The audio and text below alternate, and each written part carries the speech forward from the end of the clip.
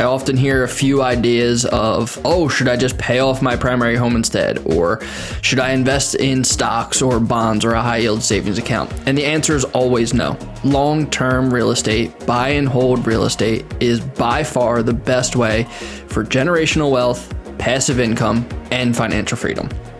And so just to put any of the myths to bed, paying off your primary residence is stupid because debt is tax-free, and being able to use that debt is the easiest way to scale your portfolio. I'm going to explain in detail how to go ahead and use that debt. But first, it's important to understand that there are no other investments that even come close to the returns from real estate. And I'm going to show you that in a numerical analysis and a summary of exactly why. Stocks don't compete, bonds don't compete, high yield savings accounts don't compete, crypto doesn't compete, nothing comes even close. And that's because of the cash flow and the appreciation that comes from real estate. And lastly, the best time to buy was 10 years ago. The next best time to buy is now. And the worst time to buy is just waiting into the future. So waiting for anything to happen. Interest rates falling, house prices will rise. If you just wait and appreciation or inflation take over, house prices will rise. The house that you see today, you will pay 5.4% more every year that you wait to buy that house. That has proven true for the last 45 years in the real estate market, and there's no better time to buy than now. So let's jump into the first option. Is it better to pay off your primary residence, just having one house, or to grow your portfolio? And the answer you can see is very simple. So we have a 10-year comparison of one house paid off. If you have one house today that you fully pay off and it's $1 million, your property is worth $1 million and it's fully paid off right now. After 10 years, growing at 5.4% annually or 5% annually, your property will be worth $1.5 million, which is great. That's an amazing investment. You made an amazing investment into your primary residence and into real estate. However, $1.5 million is not creating generational wealth, is not giving you the financial freedom that you want. However, if you take that money that you've built inside of your primary residence and pull out $500,000 from your primary residence, you'll be able to purchase 5 investment properties worth $500,000 each. Because the benefit of tax-free debt and the benefit of real estate is that you get to leverage your cash into assets that grow in value. So instead of having one property worth $1 million growing over 10 years, you instead pull $500,000 out and put $100,000 down on 5 $500,000 properties, because you can borrow at an 80-20 ratio.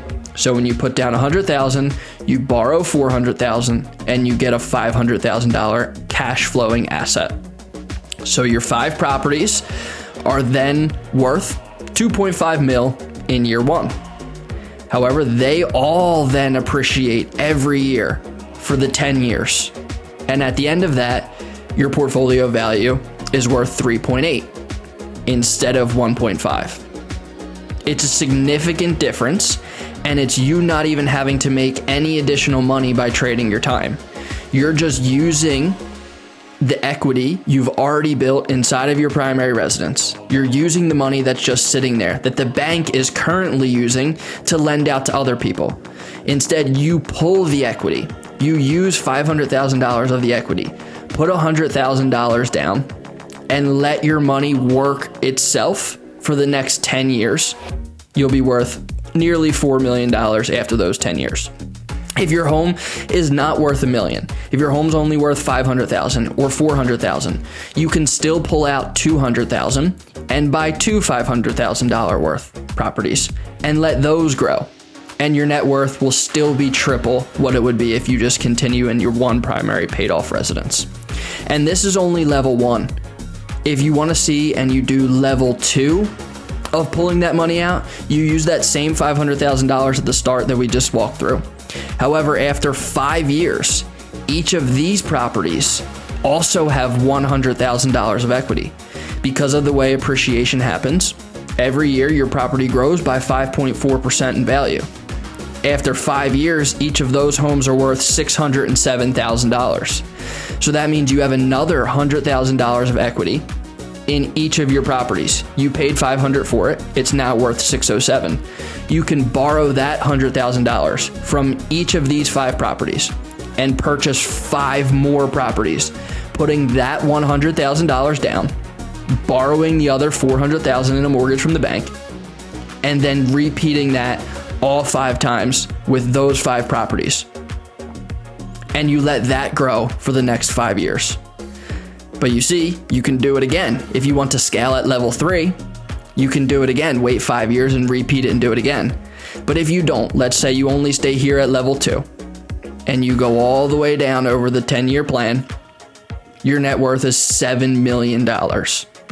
So $7 million, collecting cash flow on now 10 rental properties every month passively without having to do a thing, as opposed to $1.5 million not collecting cash flow, not getting passive income. The answer is simple. Scaling in real estate with the money you already have built into your primary residence, using net equity, using any cash you have sitting in the bank. If you deploy that money into cash flowing assets, giving you passive income that also grow in appreciation every year, there's absolutely nothing like it and nothing will compare. The next biggest challenge that I see is somebody suggests the idea of investing in stocks as opposed to investing in real estate.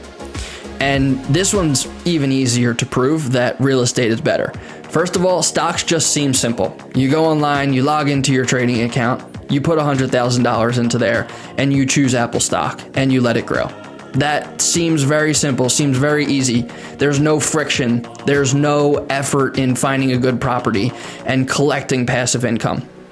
So people opt to go the stocks route, but it's just not better. It is far worse. It's about $1 million worse for every $100,000 that you invest. You will be leaving $1 million on the table every 20 years. So if you have $100,000 cash to invest, and your option is between stocks or real estate, if you invest in stocks, you get a 1-to-1 return on the exact investment that you put in. So when you go to purchase stocks, if you have $100,000 cash, you can buy $100,000 worth of Apple stocks. On average, Apple will grow at 7% a year. And after 20 years, your Apple stocks that you purchased for $100,000 will be worth $361,000, which looks like a great investment on paper. You made $261,000. Sure, that's great. However, investing in real estate, you get to invest with leverage.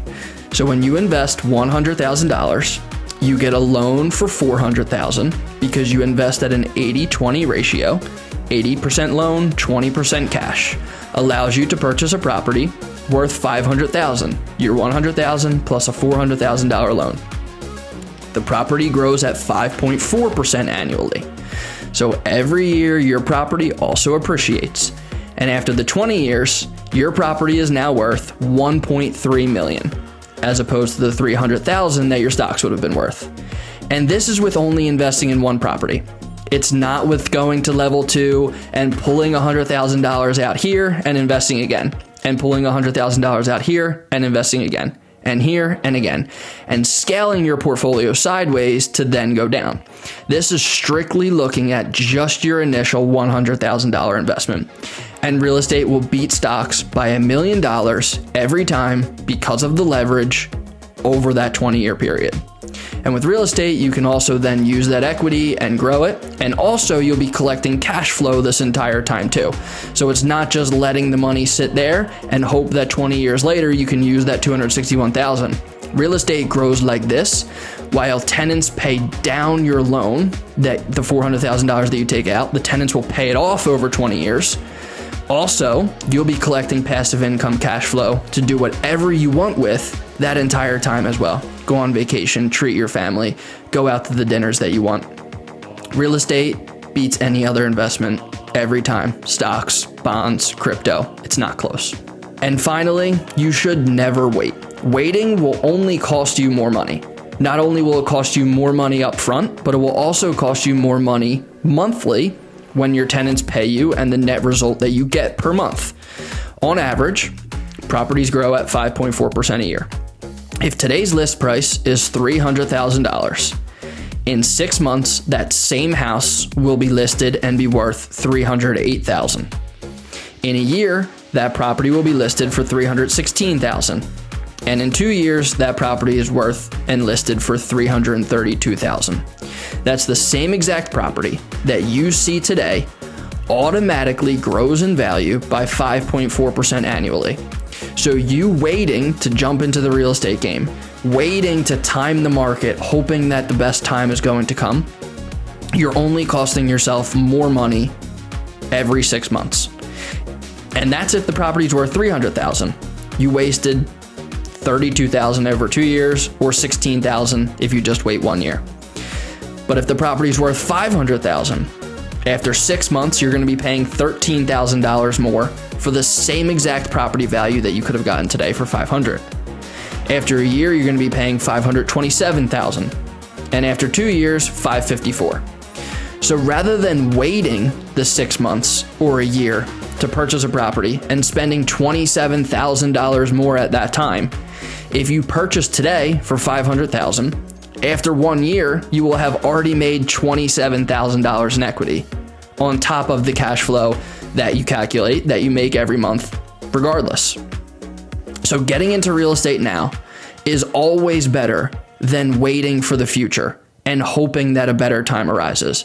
Your property will grow in value. It will cost you more every 6 months you wait. You lose another $10,000 to $15,000 of waiting. You lose it in appreciation of if you purchase now and the equity that you would have gotten. You also lose it out of your bank account because your down payment will be higher and you're losing the amount of money. And also you're losing the monthly cash flow that you would have gotten. Because if you purchase a property for $500,000 and your mortgage is $2,000 and tenants pay you $2,500, right now you'll be making $500 a month. If you wait a year and you purchase the property for $527,000, now your mortgage is $2,300 rather than just $2,000. And the same tenants pay you $2,500, so you're only making $300 a month or $200 a month. The longer you wait, the more you pay, and the less money your cash flow gap will be between your mortgage and what the tenants are paying you.